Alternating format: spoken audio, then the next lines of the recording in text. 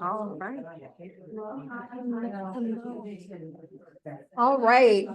In the interest of maintaining time, hello, everyone. Thank you so much for being here and for being present. I do apologize for cutting off your individual conversations, but you all have a schedule that we want to attend to.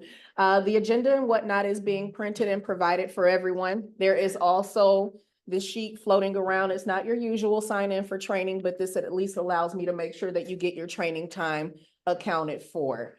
So we also will make this as interactive as possible. The focus is not to exclusively hear from me. The opportunity here is for you as a community of volunteers to be able to contribute your thoughts, your feedback, and ideas, both in person and those who are attending remotely. So thank you all for being here online, and thank you all for being here in person. Howdy. So as the agenda is trickling its way in for you to be able to look at, I do apologize that it flipped itself upside down on one side, but it's exactly what has been emailed so that we all have the same information and maintaining the same amount of time. So for those who are unfamiliar, which would be quite shocking at this point, my name is Ashley Bourgeon. I am your latest program director. I joined the organization in May. Some of you were around during the summer and I had the opportunity to meet you then. Others I've corresponded with you via email and phone calls. And this might be our very first time seeing each other if I have not been to your offsite location. So it's very nice to see you and to meet you. And I want to just make sure to have the rest of the team in here introduce themselves as well. So yes, ma'am. You all know who I am. I wanted to take a second. I don't know if I'm seeing tutors online. Some are online too. Okay, so let me just stick my head in and say hi. I'm Deidre Smith, the Executive Director. This way, okay. So I'm Deidre Smith, the Executive Director here. So happy to see you all in this community. Thank you all for coming out. Like this has seemed like it's been a very challenging process to get everybody in one room so that we could hear your voices. And so I thank you, but I wanted to just quickly say hi and let you know that I'm leaving because there's another meeting that we're supposed to be in at 1:30. And so she needs to be here. So we're going to tag team and I'm going to go there. But so I'll just sit in the corner just to observe. Okay. Thank you. Ms. Ruby, do you mind introducing yourself to everyone? Sure.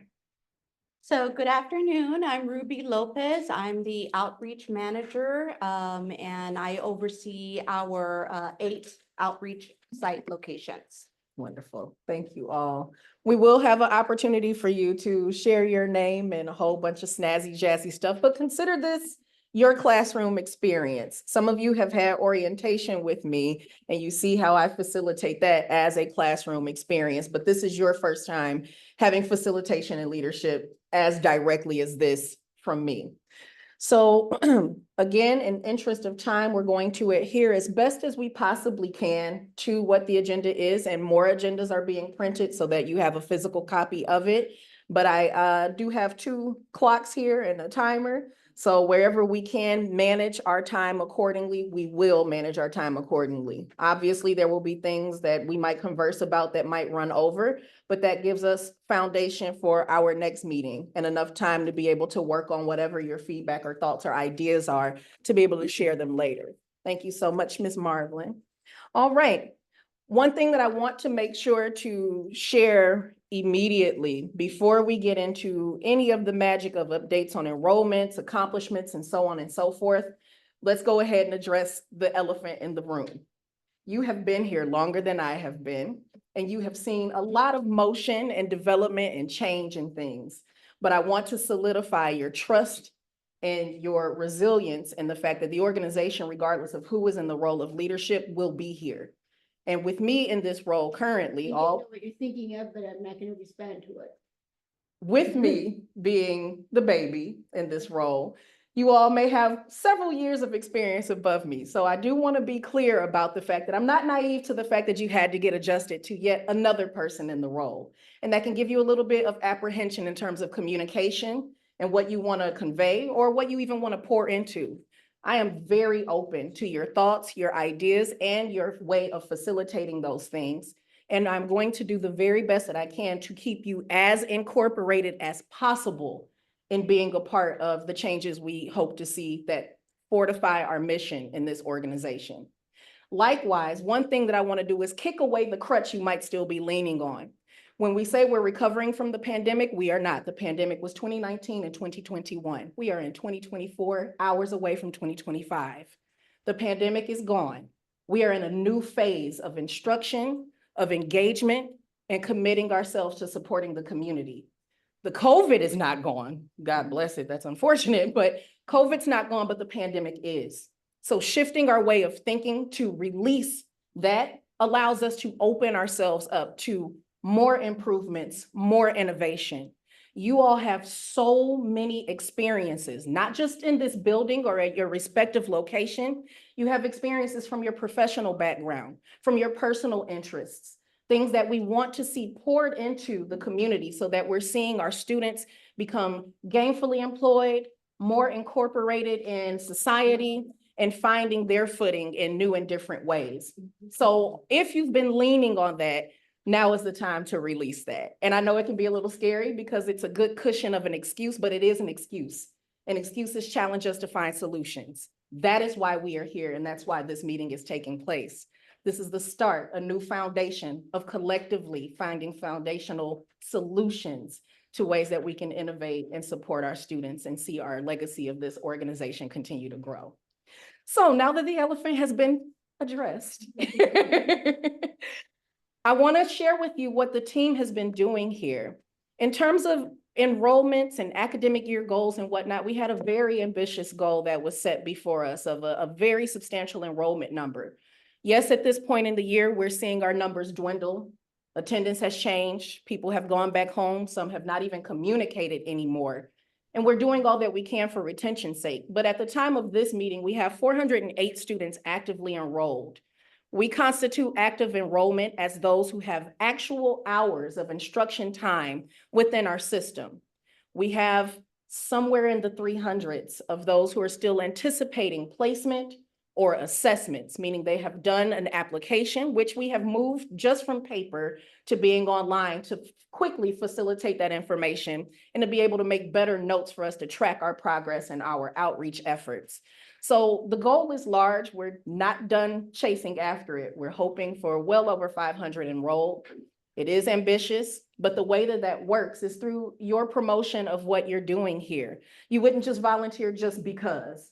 Hi there, guys. But you wouldn't just be volunteering just because, and your data shares that in the feedback form. So I will share that with you as well. But you are a living billboard of the efforts of this organization. And in those efforts, you speaking about it and encouraging your students to tell others, that brings them in. There is always room for improvement. We have not made it through some journey and hit the apex of success.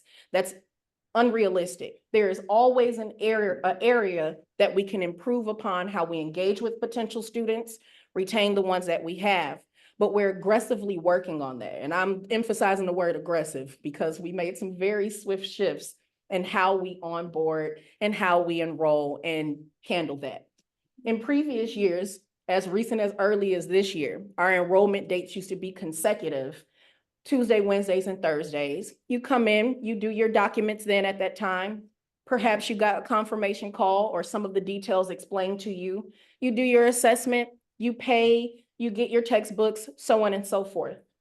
We've staggered it now to allow us more time to be able to communicate with the potential students by giving them confirmation calls, confirmation emails. We have had Kimmy at the front who left and went on to other directions of leadership. And now we have Miss Arelli, who is bilingual. She's able to connect with a lot of our students who speak English and Spanish in ways that we were not able to fill that gap as directly if Ruby wasn't on the premises.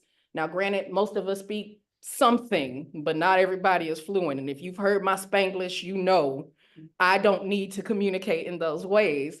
However, that allows us at minimum 24 hours to follow up with students, clarify that they understand what acceptable forms of ID are to be able to bring in. No, we don't need your social security, but we do need a driver's license or a state ID or your passport or your military ID. being able to explain to them what appropriate documents are for proof of residency and what it means if it's not in their name. Being able to explain why we look for an actual fee and being able to assess the revenue that is coming into your household based upon your household income. There are many organizations that exist across the state and across the nation that do what we do. However, we have a national standard of assessment. And in those assessments, there are protocols and policies that we must follow. And if we want to give them the top tier experience that they expect from us based on our reputation, then we need to adhere to those things. In giving our staff more time to be able to communicate with them, they're getting a white glove experience. Oh my goodness, they called me. And I didn't just get an email. They spoke to me on the phone and told me that I need to bring this. I'm so excited to come in. They come in, we're able to facilitate their appointments in a much more effective manner, albeit there will be times that things happen. Computers don't always turn on, tape tickets don't always print up, but the improvement has been numerically quantifiable by that 408 students that we have. So thank you for your efforts, for reaching out to your past students, for encouraging your students to bring their friends and their family. It is showing, and we will continue to work with those numbers. In terms of outreach, we've seen exponential growth. It's insane how some of the numbers are. Grand Parkway Baptist Church, Fort Bend Hope, and Second Mile Mission Center are some of our largest outreach locations. The enrollment numbers are consistently high. 50, 60, 70 students at any given time are coming to those locations to experience the services that we provide. That is also a reflection of your efforts as well. It's not just what we're doing as the team who are here as the staff. It is a reflection of what the volunteers and what the board does to really enforce the fact that we are here, we are not going anywhere, and we want you here as well. So thank you so much for those things. I wanted to make sure to acknowledge those achievements within quantifiable time. So I would like to identify some accomplishments of volunteer tutors. Now, this is not something about, oh, you kept all your students all class year. That's an accomplishment, don't get me wrong. But I want to talk about some things that you may not have observed that we're observing, such as we have an instructor who has been able to have conversations with her students about how they observe the holiday season. And we had an ocarina come in here. And if any of you are familiar with Zelda and the game Ocarina of Time, it is not a fake instrument. It is very real. And having her students bring that in and show that to us. Or how we've had an instructor have a TV station come in and film the engagements and interactions with the students in that regard. Or we've had an instructor who tag teams her class at one of our offsite locations where she gives the structure of the vocabulary and her younger volunteer physically articulates it with her body. Or it's cool. Or the above and beyond we hear in the conversations when you're sitting out in the lobby or in the library, making that extra time. Or the laughter we hear in our conversation classes because they're so comfortable with one another and what they're learning and how they're conversing. Those are irreplaceable things. Ms. Deidre enforces quantitative and qualitative data, and those are impact things. These are qualitative things that only you bring to the table. Do not for one moment believe that your impact is not beneficial. It is huge. And that's why we needed to bring you all together so that you can share all of this magic that's cooking and stirring around in your minds as well. And that you can see, hey, I'm not in a silo. I'm not in the trenches with this. I have a whole community of other volunteers who have insight and great ideas that they want to share. And we should be able to build upon that. If you have something that you would like to share in terms of an accomplishment from your classroom experience, we have a little bit of time to share. I have some other things that I'm thinking of, but you might have something you want to share, such as a student who did a job interview or all of the one-on-one conversations you're having with students, or being able to learn math all over again so that you can help evening students, and that's not even what you signed up to do. You all are doing quite a bit. So this is a great opportunity to brag if you would like to share a moment. Yes, please. We meet up maybe twice a year for lunch or whatever. So I met with her a couple months ago. And when I had her, she was in a really terrible relationship with her husband. Couldn't get away.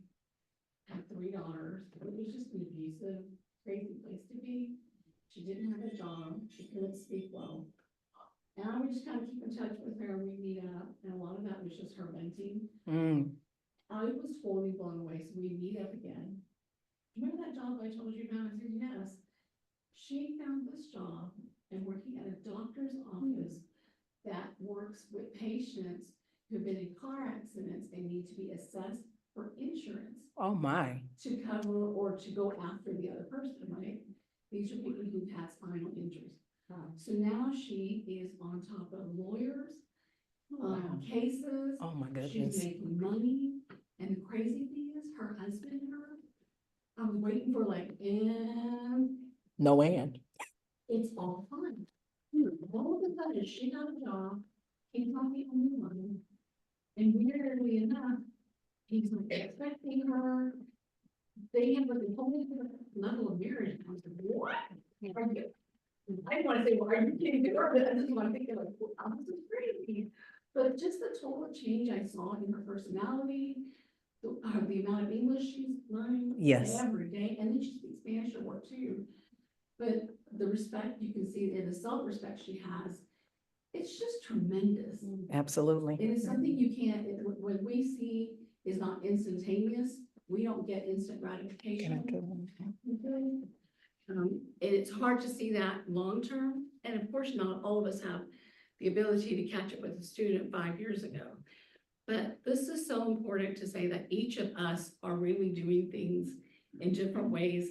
We will never know that impact, but when we do good, it's just gonna keep on echoing and going forward.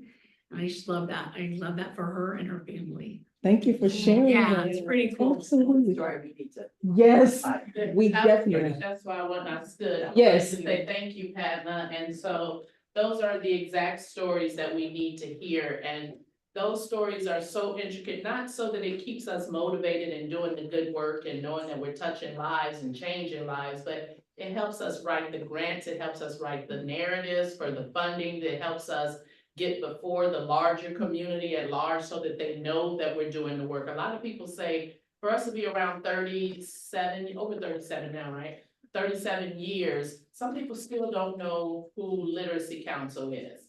And so it's you that are here, it's you that are here that allows the new volunteers, the new people to come in and catch on to that, that enthusiasm and that passion that we have. And so I wanted to share that I know it may be cumbersome and the change in leadership, but the processes, like I think the team should be asking you all maybe to fill out like those success stories of each month or give us a note so that we keep track, because then on the back end administratively, whether it be Alex, Sally, Mike now, myself, when we're out and they say, well, where's the story? Now we gotta scramble. And my thing is I'd rather stay ready so we don't have to get ready. Yes. So I try to put processes in place already so that you know on board, we know in orientations what we're expecting of you, what we're looking for, and then we ask you, what can we do to help you with that all throughout the academic year or whatnot, or to tell us, because your students are gonna be most comfortable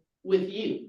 They only know me by waving, and that's okay, because I never want them to think I'm being impatient or anything, but I want them to know, I see you, I'm here, I have an open door, but I trust you're in good hands. And then that makes us a team, right? So, so I just want you to know that I'm saying that I hear you, and those are exact stories that we need to hear and we need to keep track. We need to know that they got a job when they left us. We need to know the impact of the time they spent with you. You know, did they pass? Did they get a job? Did they go on to school? Did we give them resources? And so that information it's vital for us. Great. We have enough time just for one more before, well, Go ahead, yeah, I'll be actually, brief. yeah. So I'm teaching level 0, and I had a student, the exercise was talking about clothing and whatnot, and had a student with a really nice like handbag, and so that became a quick topic. And I think I joked and said, oh, is that a Louis Vuitton? She said, no, I made that. So she makes these beautiful leather bags herself. So she's got a real entrepreneurial spirit and a drive that was not obvious in the first week, because she just like didn't want to speak. So I think we can really give her a boost that right now she's really working within the Vietnamese community. But if she can open that up with better English skills, she's gonna be a real success, so. Absolutely. So everybody was blown away. No, so. I'm not monopolizing, I promise, but each time you say something, it gives me chills because those are the things that we work for on the back end. Like you see companies coming in, I'm trying to be more intentional that if you want to come in and speak to our students and do a workshop, let it be something Yes. tangible that they can actually gain from. So someone coming in, telling them how to set up a sole proprietor or LLC or whatnot to advance their, those are literacy to me. And it's more, and it's realistic. So we want to meet them right where they are. And I know me at almost, yeah, I ain't gonna tell my age. But I know if you catch me and you give my time, I need to know what I'm there for. Like I want to know, how am I applying it? How is it gonna work? I may not have 18 months, but I can give you a solid, good focus 3 hours. Does that make sense? Yes. So those are the innovative things that we're wanting to hear and look for.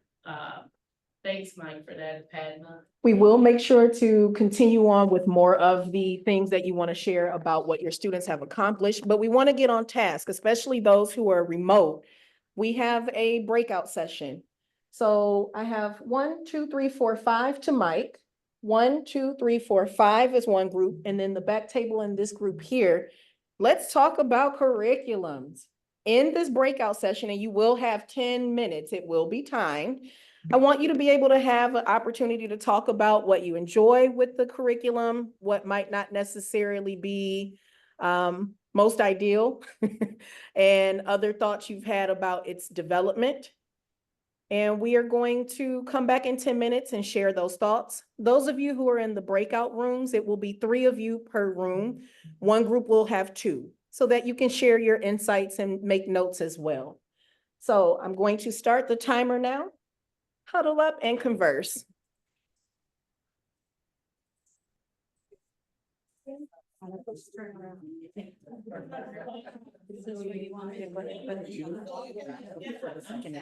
Okay, yeah, but you can't put your hair in one. Are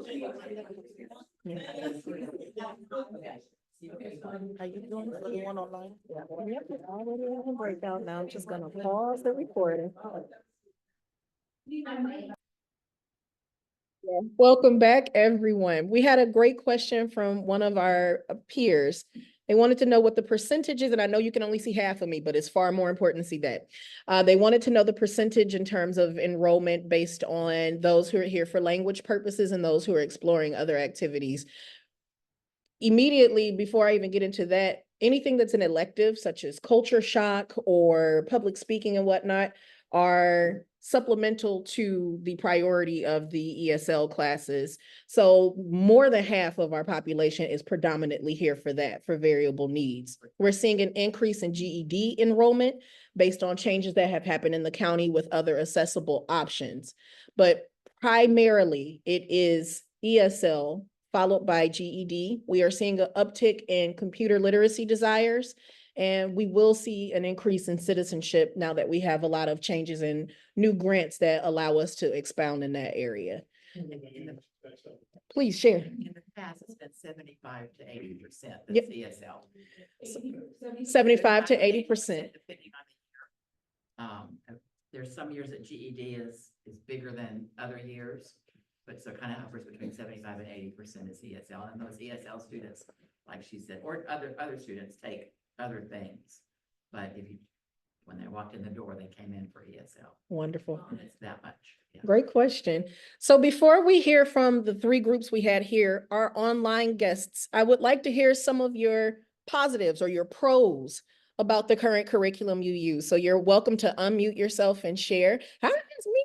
I didn't know you were here. So you're welcome to unmute yourself. Hi, Miss Ivy, please share. Oh, She said, oh. I was talking with Carol right now.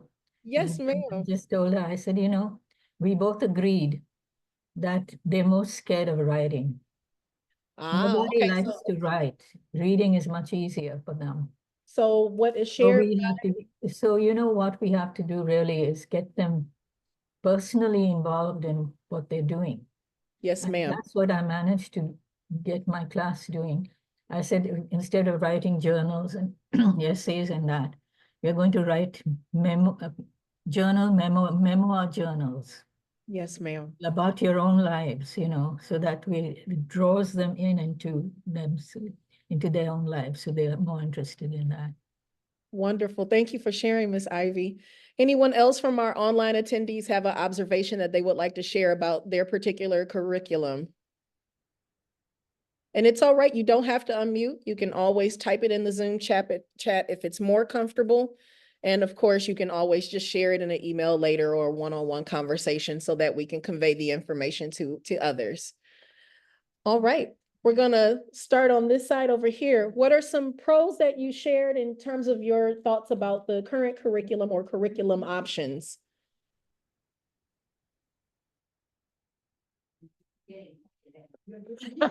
They've made you the spokesperson.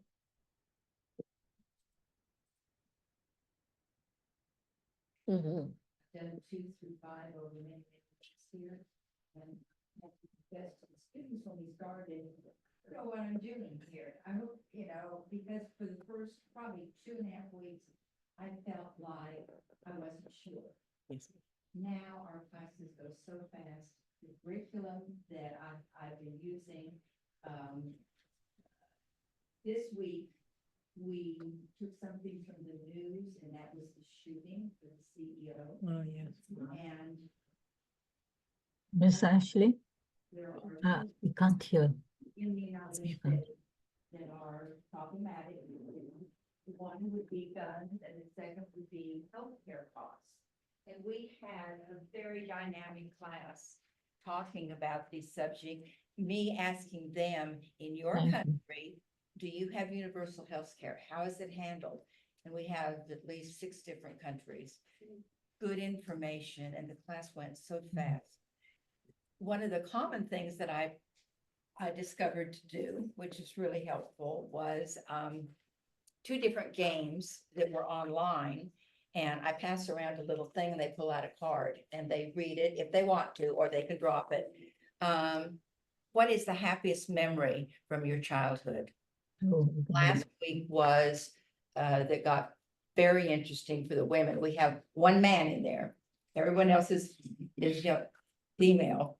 And this woman who's from Russia was asked, think, what would you tell someone who's your age about life in general?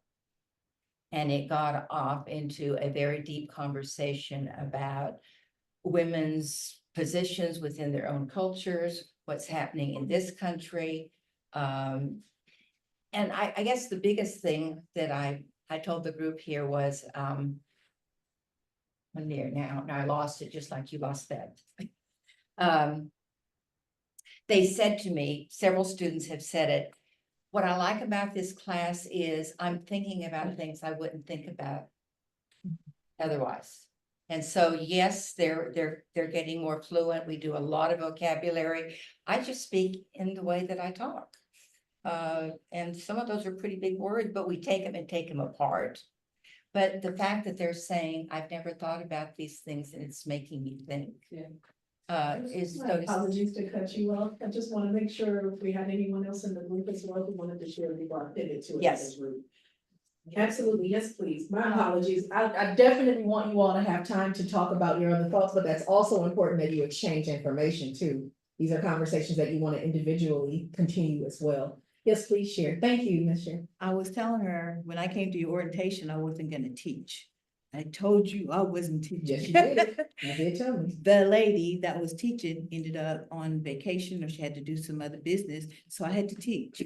So it put me in a position, and I'm not sure what you thought, your thoughts are, your advice to me was the fact that I speak English and everyone else speaks Spanish.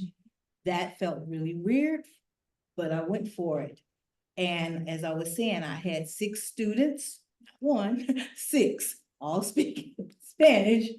And I was getting through the curriculum the best I could.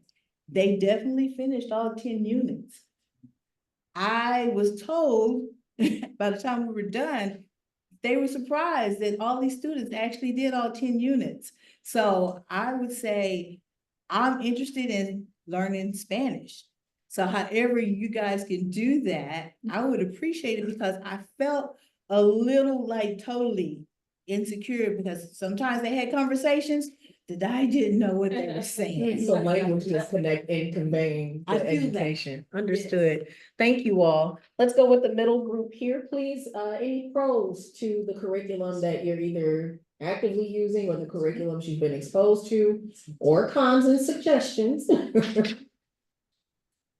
Pros are about the grammar books, which I love and use and teach. So the grammar books are perfect. Tell them where they are. Yes. Okay. Tell the. Yes. Can you just grab that basket that wants that in the library? Mhm.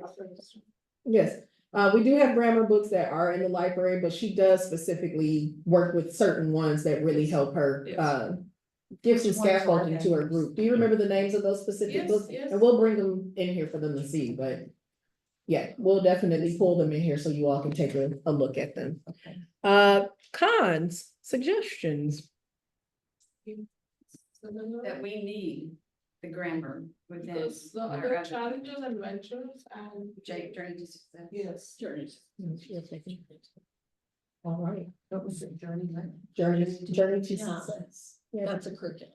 That's basic literacy. basic person. Yes, yes. All right, thank you, group. Our group over here, please. Pros, cons, suggestions. It's a safe space. What a con. I don't want to be the negative. It's not negative, it's constructive. I'm not really a big fan of the ventures. I feel like it needs to be. It just seems socially, culturally, just kind of outdated. Okay. I don't see it really resonating with the students either. I'm teaching level 0, so I don't know how other levels may differ. But I feel like it really, it almost is holding the students back because it's so focused on things that may not be as relevant, and it's the introduction of new vocabulary is just painfully slow, especially even the simplest grammar is just kind of ignored through the text, and it just feels outdated. So there is a site that has chosen not to use interest for 0, but they use it for interest for 1, 2, 3, 4. But they're using that step forward for 0 because they didn't like 0 either, but they liked 1, 2, 3, 4. So maybe, I mean, it may be maybe they that- just it may got be off to a slow 0. start, but it's not, I really have to supplement with a lot of extra material because the students are just soaking it up, and if I just kept them to the ventures curriculum, I feel like I'd be holding them back. Ms. Kathy, you wanted to expound on that? I'm Yeah. sorry. Thank you, Mark. Too, we've used ventures a lot, but I supplement it a lot because I'm finding, I teach level 3 and it doesn't challenge them with vocabulary. Exactly, yeah. The vocabulary is so easy, so I started supplementing a little bit with the Challenger series, and they're finding that really difficult at the same level. So now I'm using more and more of those vocabulary exercises and their readings, along with the ventures readings. Yeah. And you may want to use the lower level ventures, a challenger. Challenger 2 for a ventures 3, Okay, because ventures doesn't build reading enough. Yeah. So if you do level 3 venture challenger, it's gonna be too hard for level 3 ESL. and one other thing I supplemented with is, it's online on our literacy site, is the sentence awareness. I started having my students go through those exercises, just the last few weeks, to prepare them for the grammar that they're gonna get in ESL 4, because they're getting ready to move, a lot of them are. And so we did a little bit of sentence diagramming on top of that. I'm loving the facial expressions I'm seeing in these conversations. Everyone's like, wait, we got that, we got that. Well, I haven't heard of that. And what was It's on the literacy website, sentence awareness. I think that was sentence. Yes, Ms. Barnes, did you have something? Citizen awareness conference. But that's one of the things I've really enjoyed is there are a lot of things on our website that I've pulled from, just to kind of vary what we're doing in class. I use breaking news for you. News for you online. Oh, yeah. Online. And I teach level 2. It's over their head half the time. Level 2 is a news for you online. Level 2. And so we do extra reading every Monday, Wednesday when we're here. And then after we read it, we had the students read it out loud. Then we go over, what did you read? And half of them, they couldn't tell you. So we go through paragraph by paragraph generally, and I explain it. And then from that article, there's certain words that they bold. And I have them do vocabulary words. That's their homework, to look up the meaning of it. And then we go over that the next time. I would say news for you is, online is gonna be really hard for level 2 and 3. I mean, it's I good don't know for, what it's good else for to them. use. We can get some Challenger, I'll show you, one of us can Okay. show you. Well, some I do have a Challengers. Challenger book at home that I do supplement sometimes, but basically it can be the same thing. It's over their head, but I'm using two. Yeah, you might need to use one. Okay, All okay. right. Yeah. So let's One of pivot. the Oh, things go I ahead, heard please. Yes. in my group is Yes. different resources. And I remember pre-COVID, when this building was just packed full and there were lots of tutors, lots of things we learned from each other, like sharing ideas, and maybe there needs to be a place, like the book that you talked about second language interference, and somebody else talked about different things. If there's a repository, an email you can send out, or when we send you and you can post those on their weekly newsletter or something. Because I think we all have lots of ideas and have tried things or have questions that somebody could answer for you, but you just need a place. And I don't think it needs to be anything fancy like a YouTube or and I know we started a Facebook page, but I haven't gone on there. But something simple that people can just post their question or add their question or add their, I just discovered this new book that might be helpful to other people. We had a conversation about knowing about the language that you bring. If you have people that could speak a different language, obviously you do. How does that play into them learning English with how their language works? Great thought. So Yes, please. Don't call it grammar in case it's care or something. Maintain. So if you're reading a Glamour, you want to be called glamour. So, a paragraph, just let them identify, or you help them identify the subject and just the word. And that is the only thing you should do in one class. And then they should know. Break it down. Yeah, what goes with what, why you add the es, and when the verb stays in its base form, if it is a present tense. Yeah, we go over past and present quite a bit. So pros and cons from an outsider looking in who's been an instructor from preschool all the way to collegiate level. The pros, there's structure. There's a teacher edition for most of these that you can just plug and play and follow the information. It's already formulaic because it's established by long-standing organizations. You can't press upon Oxford University or pro-literacy. Yes. New tutors. Yes. It is vital that it be something usable for new tutors. Absolutely. Not necessarily education. And that's a huge pro, Yes, that it I is agree. easy for those who have never done any type of education background whatsoever to follow. Cons, it's extremely varied.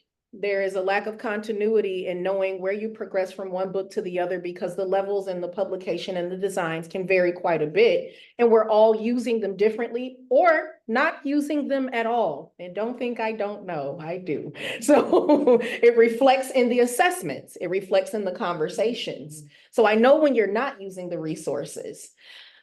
My suggestion, and it is ambitious and a little intimidating, but we do not need a promise of a yes or a no today, but I do want to discuss it with you and I want to put it on your table. This organization is longstanding and many of you are longstanding volunteers with a wealth of knowledge and information and communicating that circumnavigates everything we do in Fort Bend County. Why have we never created a curriculum of our own? Some of you are retired educators. You know what it takes to be able to create sentences and activities in a book that we have that is a reflection of our design that talks about how to communicate with things in the county they actually live in instead of my husband calling. That is one area to propose. where we have already seen these books for quite some time and we see what the structure is of it and whatnot. But an evergreen piece of content for those of you who have been volunteers for 10, 15, 20, 25, 30 years, this is an actual leaving foundation of I've made a contribution to something that cannot be purchased anywhere else. Or why not look at something that is already designed by an organization similar to us in another state that does exactly as we've just said, something that is made for you all. Intercambio Communities is located in Colorado, and Intercambio has their own curriculum that their volunteers pull together to create in a living, breathing repository of information and revisions that are easily accessible and at a lower price point. It is easier for us to guide our students in terms of citizenship conversations because the material is already created.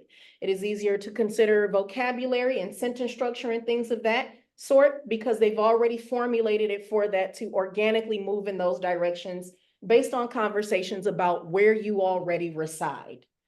These are things that are ambitious. I'm in no denial, and these are things that will not change in a year. We have something that does work currently for far more of our students than not. It is not broken, but there is space to improve upon it. We would be aggressively exploring this in the 2025, 2026 year so that we can introduce whatever the solution is for 2026, 2027. So I just want to sprinkle that into your mind, like, oh my gosh, I never thought of that. And why not? You have the tools, you have the skills, and you have the foundation amongst each other. Intimidating? Quite possibly, but we will continue to explore it, and I want to at least make sure that you all are aware that that is something I'm considering. There are other solutions, but those are the two that are most stark on my heart. One, because it's something that is a reflection of what you pour in, and two, it's a distinction in terms of our grant writing. If we are able to have something that is a reflection of what we've done when we're aspiring towards accreditation, that is something I am ambitiously pursuing, then that gives us a distinction that puts us ahead compared to others. So it's something to think about. But as we are thinking, some of the things that were shared, being able to have an accessible area to get information and share ideas. On our website, you may not be aware that within the tutors area, there is a tutor resource tab. It's a bounty of things that Ms. Sally as interim and other volunteers collected over time to support you all. There is a Facebook group. 19 of you requested it. No one's actively using it. There is a request to be able to have email communication. In the feedback that you all provided during your surveys, 96% of you said email is the most effective way to communicate. 30 of you have told me to my face, you don't read my emails, and you laughed. If you are telling me what you need, I want to meet and exceed that need, but you got to meet us as well. So the resources are there. Our library is available to you. Your knowledge is available to one another, but you have to utilize it. So I'm not slapping hands, but I am calling it out. Just want you aware as we segue into our next activity. Our next breakout, yes, please. So if 96% said communicate by emails, and we can have a group that we can email each other. Yes. I think Same. I would not really want to use it. I don't know that I would use a Facebook group, but I think an email group or I don't really like. It would be nice to have something to ask questions. I'll take it a step further, not just an email group, but I think it would be helpful to have lead tutors, which is something you've all had in the past, to help facilitate those conversations and connectivity as well. It should not solely reside on me. I'll never be able to exceed your expectation in terms of response time and things of that sort if it solely rests on me. But you and your other tutor peers having other means of communication, such as what Padma is getting ready to share, and then what he's getting ready to share as well. Not Padma, I'm sorry, Ms. P, could be useful. What did you have? Well, WhatsApp groups are very helpful. You Yes, can ma'am. Attach things, share links, share resources and stuff like that. Now, I belong to several WhatsApp groups, as many people, and you can get pinged like crazy on your phone with them, but I love my WhatsApp Yes, But that's ma'am. on the phone. And that's on the No, you can do it on the computer. Oh, you can? Yes, ma'am. You can go on the It's website. WhatsApp. It's it's actually Facebook Meta like spin-off. But it's WhatsApp, UP? WhatsApp, APP, yes. So there are other solutions, and I'm not against, please share, I do apologize. You had your hand up and I missed you. Oh. Oh, I hated it when I was in class and I'm like, please, God. Yes, sir. I would just say that in the orientation class. Yes. Obviously, we had this discussion about which way do you want to do it? Do you want to do it on the phone or do you want to do it, via email? Yes. Or what, and everybody said, well, we have email on our phone, so we'll do that. And it just evolved. And then the next week, we had a email list for everybody in the class. And then we brought in an instructor from another session. Yes. Who was teaching at a different time, and he was talking about what they did in their class and everything, so it became granted, this was not instructor to instructor, that was a much more of an informal network of how we contacted each other and asked for help. But for the students, it was very important, because now they were all keeping up with each other and what's going on, she's not gonna be in class today, so blah, blah, blah, it was very helpful, and it was just kind of organic, it didn't require a whole lot. Absolutely. I think when we share the recap video of today's meeting, as there's more tutor meetings today, not everyone could come at this time. When we share that in our newsletter this week, that I hopefully see you open the email and look at, because it'll be the only thing, I won't have any other data, that we're able to at least put some quick surveys in there to find what works best for you all, and then connect you with those who are in agreement. Well, I'm fine with WhatsApp. 72 others are, figure it out. I'm fine with email. Don't add me to anything else. Respect that and move forward. So let's continue on with an activity. Instead of 10 minutes for this online group as well as in person, we're not going to split into individual groups now. This would have been a breakout session about orientation and volunteer experience. I'm going to use 3 minutes just to say what the proposed student experience is, just to give you a dabble of what that could be. And then I just want us to spitball.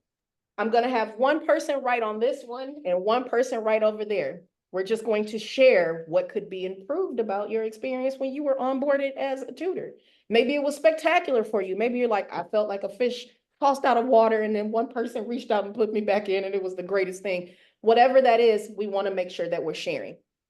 Proposed experience for students in 2025, 2026. What we are seeing in terms of data within the state, within the county and whatnot, there is an increased necessity for job readiness. Being able to actually do an interview, know how to create a resume, understanding what goes on there. We have quite a bit of accomplished, already academically assessed in their home country students.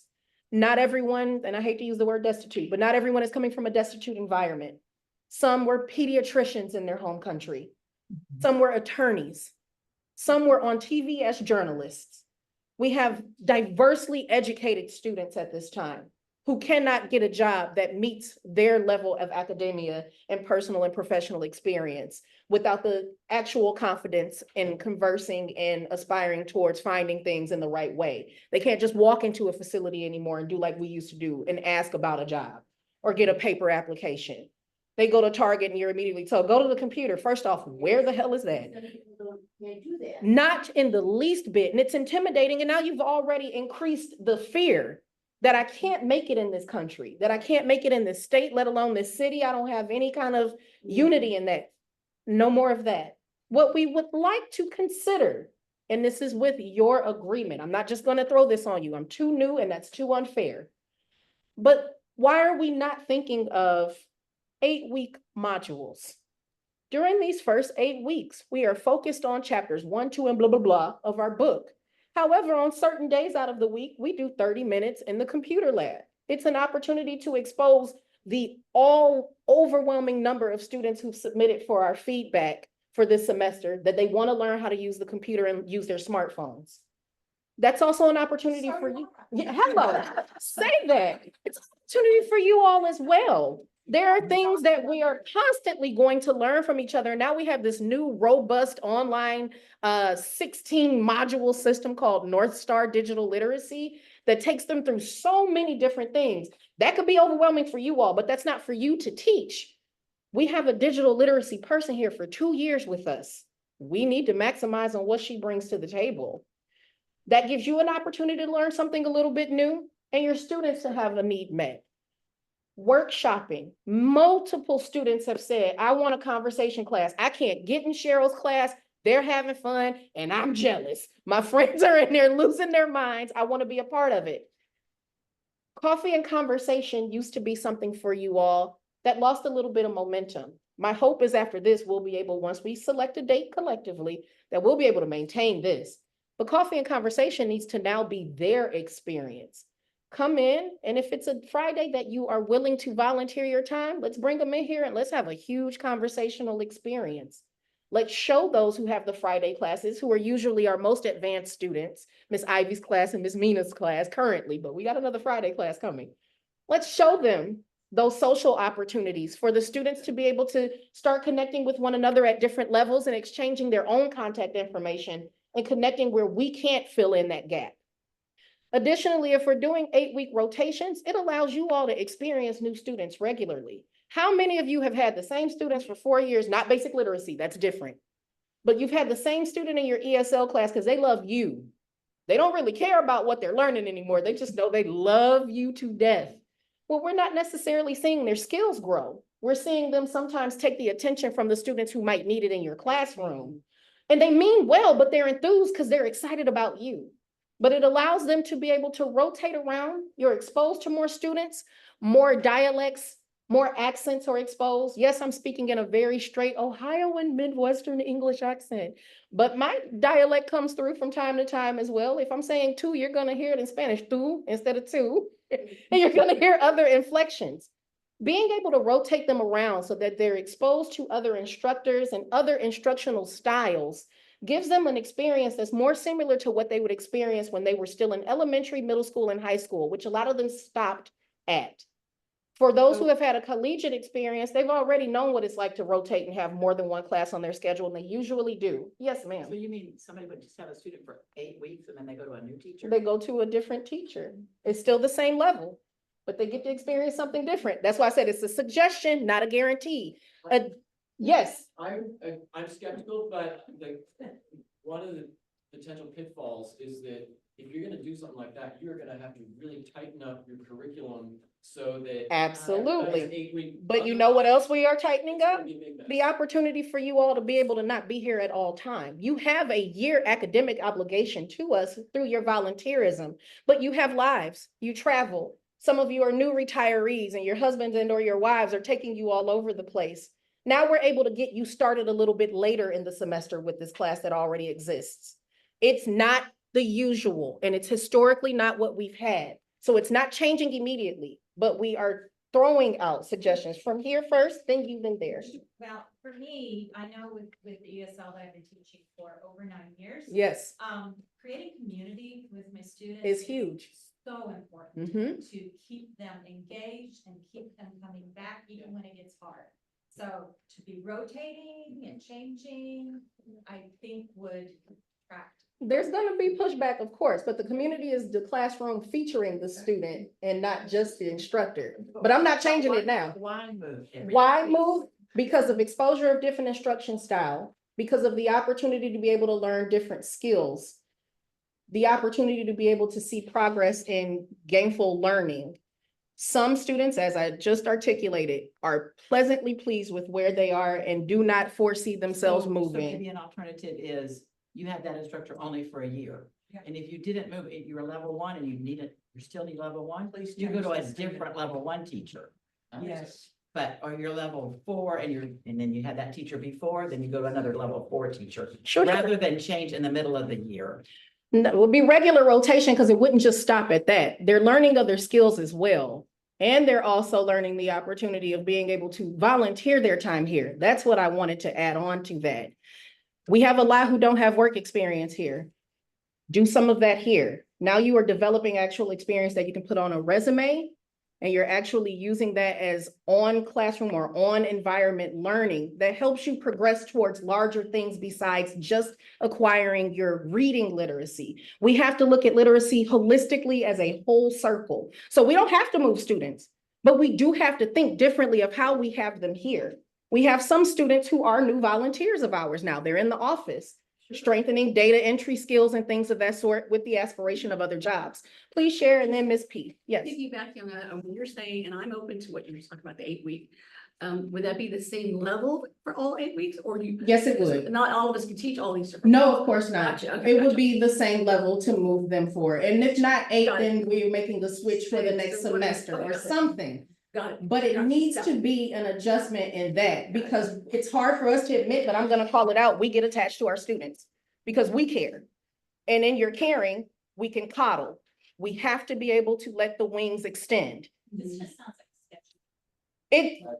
It could be, but it wouldn't be a scheduling nightmare for you all. It's our nightmare to have on the staffing side. Yeah, please share before we get into our next so that we don't lose time for you all to share your other thoughts as well. Oh, my thought, and I realize I'm new, Oh, newer than you. yes, ma'am. And I have a level 0 and a level 1 class. Yes. And as I hear you mentioning this, I think about how long it takes for a level 0 class to be comfortable opening their mouth in Yes. class, which could be 4 weeks, Yes. right? So if you're telling me in 4 weeks, boom, they get another teacher, it sounds like a setback to me for the new, for level 0s, just because of the fear factor. Understood. These are other levels also. Takes a while. If you get comfortable with the tutor, with the peers. Absolutely. And not just level 0. Yeah. All levels. I'm not pulling this from somewhere odd out of the space. This is how I instructed. I thought it was ridiculous and chaotic and very dangerous. I thought retention would be a problem, but every 8 weeks I had a whole new class. I had 8 weeks and then 1 week of being able to do attendance, assessments, feedback to the next teacher and sharing from there. Scary. And this was during COVID. This was March of 2020 when this occurred. Frightening. And I pushed back. So I am not diminishing your feedback in any way, but I am sprinkling new thoughts. And the first thing we're going to do is be like, hell no, this is awful. But consider it and consider where adjustments could be made so that we are meeting the students in a holistic manner. Yes, you need to be able to read, write, and speak in English. Yes, most of them are aiming for, I want to be fluent. They're never going to be fluent. They're going to be conversational. Conversational moves you forward. But in your conversation, what other skills do we need to explore? We might not have the tutor capacity to start an entirely new computer class, but we do have 15 minutes of your class to introduce them to something they may not have known. If we bring someone into your classroom, if we don't want to move them into the computer lab, but we have to start meeting the necessity of the needs we're seeing, especially with more people aspiring towards completing the GED and more people who will absolutely need to become citizens very soon in this next administration. So instead of expounding on the rest of that, we are so close to the end of time. Let's just spitball orientation feedback. It is a long experience, about 2 hours, give or take 15 to 20 more minutes.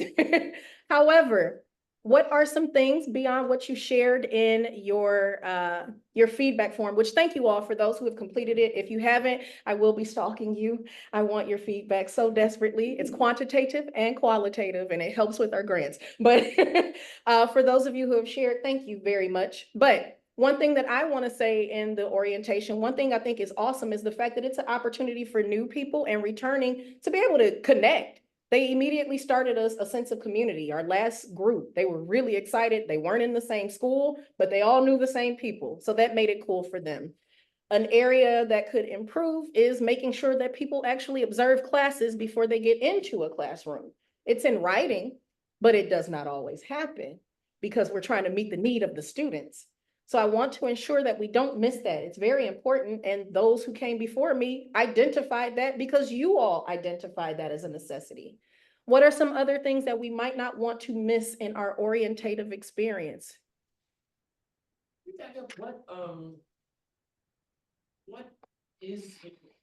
What is the main goal of that 2-hour orientation session? I mean, I know you're really limited in the amount of time, but what, as an organization, what do we hope to accomplish with new tutors in that orientation?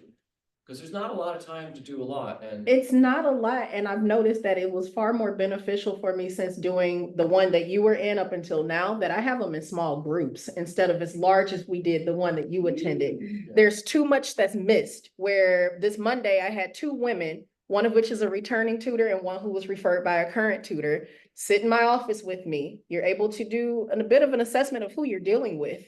A lot of people are eager to volunteer, but a lot of us have biases, let's not lie. And you at least get a moment to get an understanding of their personality, their understanding of their strengths, confirming availability, as well as being able to really sit and explain what the steps are, ways to navigate multi-level classes, students who might not be able to open up. If you come across an interaction where there is something going on where it is beyond the scope of the Literacy Council, who to connect them to, that wasn't effectively communicated during your orientation, none whatsoever.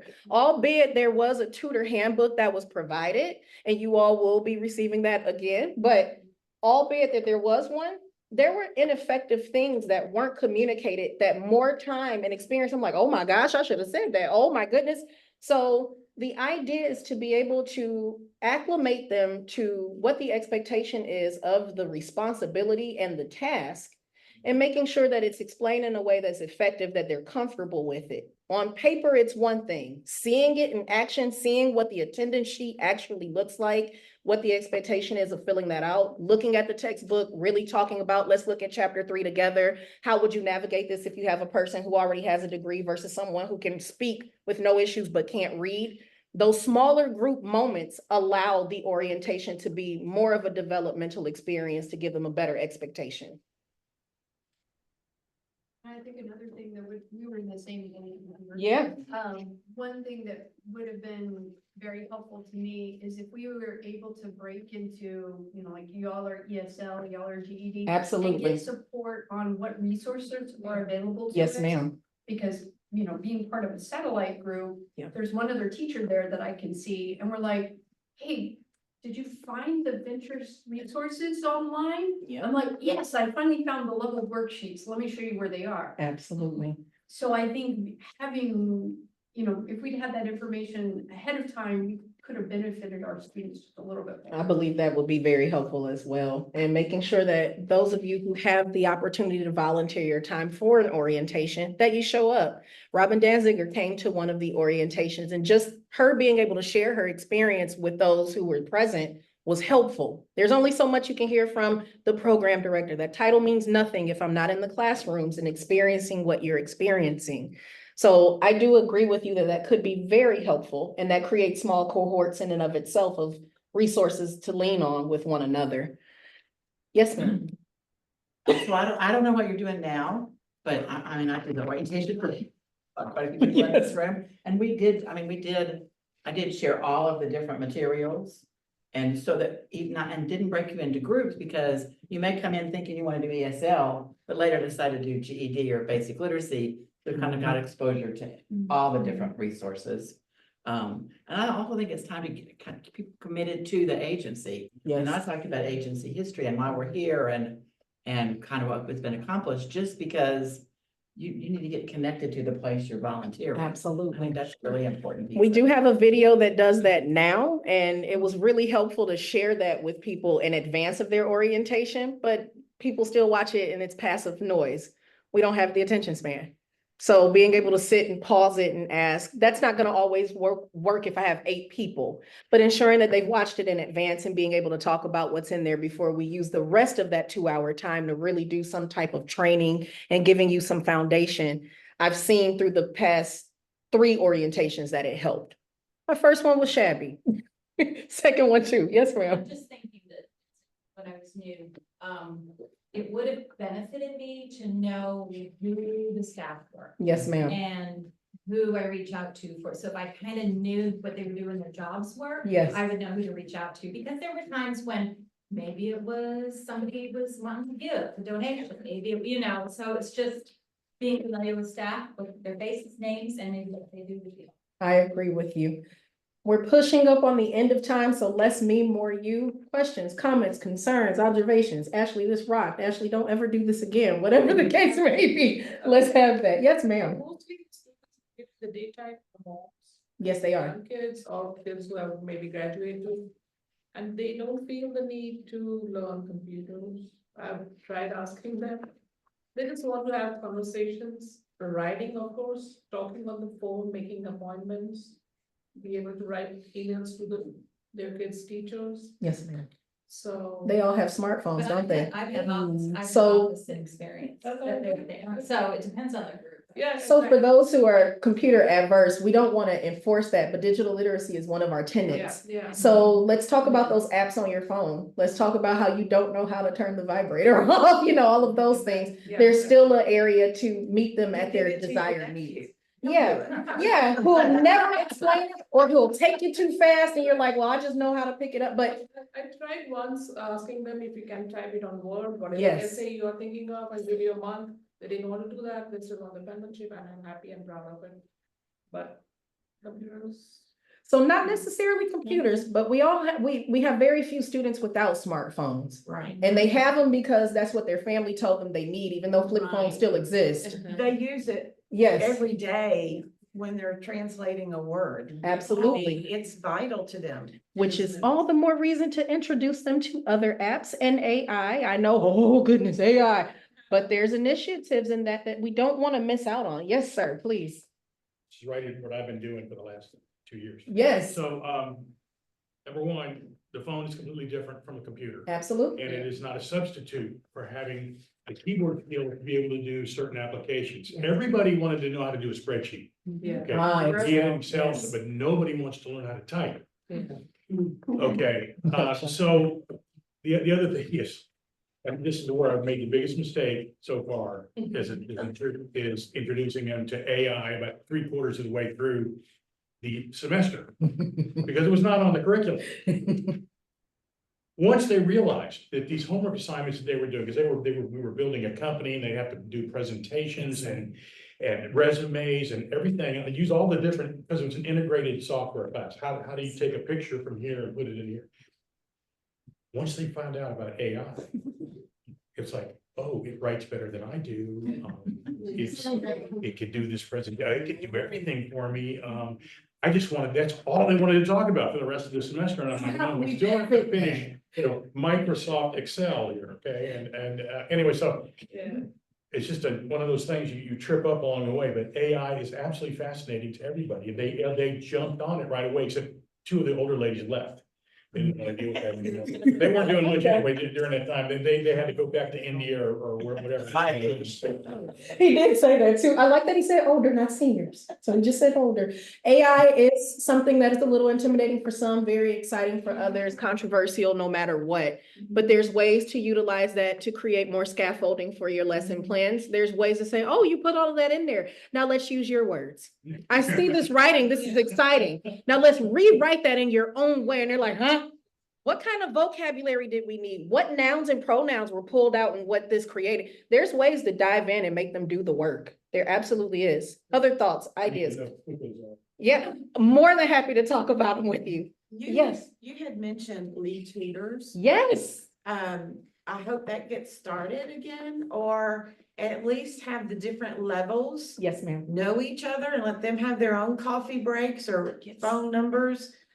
I mean, there are times when I told Sally, I have questions. I hate to always call, so I do a lot of research on my own. But if there was another tutor, I could call and ask them, what do you do? What, I want to know that I'm doing a good job. Absolutely. And I don't know basically if I am or not. Sometimes I feel like they're learning. Sometimes I feel like, You're just there. yeah. I And think I'd that's like to nice. see what the other tutors are doing. Absolutely. How do people feel about having someone come in and watch you teach? That is actually so Yeah. instructional, because Ashley Proctor did that. She used to come in and watch me teach. And I will be back to do that. I did some offsites, but I made sure we had one tutor, Miss Ivy specifically asked, she said, what is the purpose of this?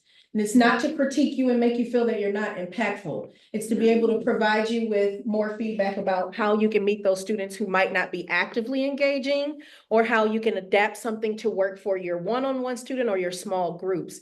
But those will be back in effect beginning in January. Yes, ma'am, yes. So we've done some offsite, but we will be doing them here. It's just, this was my first 6 months. And you all had to first get okay with me. Thank you for that, your kindness, and all of you have been so considerate and so patient. And I'm very grateful for that. But I didn't want to come in and just sit and observe. It's quite freaky. It's like, this girl just got here. We don't even know she's gonna be here long. I will be. I will be, rest assured, but that's just concerning. But I will be taking that initiative beginning in January. So what I think would be most suitable, yes, please, Ms. Along with that, Yeah, Ms. there are, Adams. not so that you don't have to do it all. There are some really strong tutors who've been here a long time that could also maybe give feedback to other We sit tutors. in on their classes. Yes, and yeah, I think we used to require people to observe. Which I did, Yeah. but they weren't, But you were, they weren't, I hadn't been here that long. right, you did, yeah, Ah. and then to go back and observe, like, once you kind of have An something. idea of an what you're idea, doing, yeah. Like, yeah, I mean, I'm gonna brag on you, Pam is like the goddess of level one. And I used to say, go to Pam's class, go to Pam's class, but even for people that have been here a while, whatever you teach, go to Pam's class. Okay, who's Pam? Yes. And what are days and? I think maybe that, so tutors we can observe each other and give Yes, ma'am. feedback too. But also just to go observe somebody's class. I mean, I love walking the building and listening to Padma and Pam. And I'm not going in there, but you can hear because then we have these glass doors. And so, I think you can see in my class. Yeah, the fishbowl. yeah. Yes. Mhm. And like, suppose you come in at 10 o'clock and there are 2 classes, 9 to 10:30 and 10. They come in and observe, yeah, So 10, you come in at 10, maybe sit in one class 15 minutes, another class, yeah. and then as. We've done it a lot before. I think that's wonderful. I know where you are, Pam, and you probably started what, 9? 9, 9 yeah, years my ago. class, yeah, 9 to 10. Okay, you know where I'm at. Oh, I know. So I have students that came to you from my class from last year, so. we have just 3 things I want to be clear about. Number 1, the video of all of this will be provided this week for those who might need to digest what was said, still process, share your thoughts. Within that email, there will be feedback about letting us know this is the group, the ESL 2s, the 3s, the 1s, so that you can all start creating a sense of community. And that in January, I am certainly looking for some lead tutors to really lead the charge and be a part of more active meetings with me to hear from you all and share your thoughts. Needs to be the grammar lead. She's like, I can do that. The final thing, with as much consensus as possible, I want to continue these powwows. This was incredible, y'all. I'm really proud and I get really choked up. So I'm probably gonna cry in my office after this. I do, because I'm proud of what we do and I'm amazed by you all. I want these to continue to be monthly check-ins, but I don't know if the second or the third week of each month or what is most effective. You all are volunteers, so I want to be considerate, but I do not want us leaving out of here without a tentative date for what works best for everyone. What I would hope would be effective, because we're hitting the ground running as soon as we come in January. If Wednesday, January 22nd would be okay for everyone to attempt this again, same times, same options, both online and in person throughout that Wednesday. The 29th, the very final Wednesday of the month. For the January, maybe later weekend. Move it. If that works for you, like, sure, if it works for you all, let's aim for the 29th, because we have some tutors who are starting their class on Monday, the 27th, and I want them to be here. They're new babies. Yeah. So I want you all to meet them. Would you, on your newsletters, do you publish the next tutor date? I will be. Okay. And we will be using MailChimp moving forward. What we have had has been delightful and beautiful, but that MailChimp account that we already have that sends out our quarterly newsletter, it tattletales on you all. It tells when you open the email, it tells when you don't, and it tells if you've unsubscribed. So again, that 96% of you who said, yeah, email is best, I'm gonna hold you to that, all right? I think the rebel side of me might come knowing that I'm watching. I like it, but at least Big Brother told you.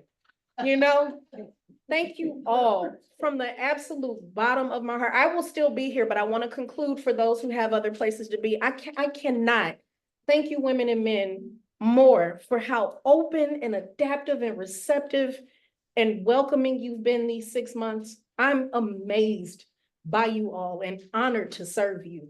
So thank you so much for sharing your time, and I look forward to meeting with you all in January. Thank you. Thank you all online. You all take care, and I will see some of you this week. Thank you for your kindness. Bye, everyone.